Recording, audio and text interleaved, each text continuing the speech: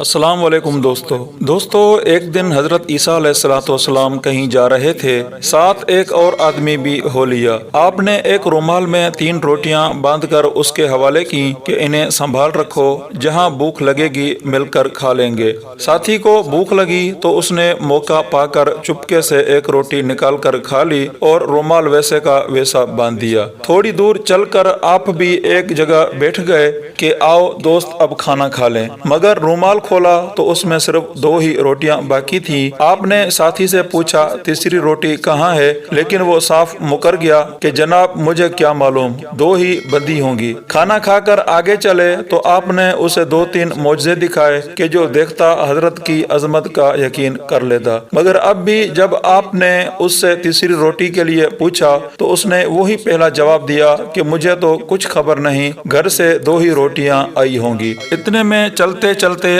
آپ ایک ایسی جگہ پہنچ گئے جہاں سونے کی 3 اینٹیں رکھی تھیں۔ آپ نے فرمایا دوست اس میں سے ایک تو تم لے لو، دوسری میں اور تیسری اس آدمی کے لیے رہنے دو جس نے ہماری تیسری روٹی کھائی تھی۔ یہ سن کر لالچی فوراً بول اٹھا، جناب وہ روٹی تو میں نے ہی کھائی تھی اور اب مجھ کو ایک کی جگہ 2 اینٹیں ملنی چاہیے۔ آپ نے فرمایا دوست مجھے ان کی بالکل ضرورت نہیں، تینوں کی تینوں تمہارا مال ہیں۔ یہ کہہ کر آپ تو وہاں سے چلے گئے اور وہ لالچی اینٹوں کے لیے سوچنے لگا کہ انہیں کس طرح لے جاؤں اور کہاں چھپاؤں۔ اتنے میں 3 بھوکے چور بھی کسی طرف سے آ نکلے اور انہوں نے سونے کی اینٹیں ایک کمزور آدمی کے پاس دے کر اسی وقت اسے جان سے مار دیا۔ یہ تینوں چور بھوک سے بے تاب ہو رہے تھے، اس لیے ایک ساتھی کو گاؤں میں کھانا پکوانے بھیج دیا کہ کھانے کے بعد سب ایک ایک اینٹ لے کر گھر کی طرف چل دیں گے۔ اب لطف یہ ہوا کہ ان میں سے جو آدمی کھانا پکوانے گیا تھا راستے میں اس کی نیت بدل گئی اور وہ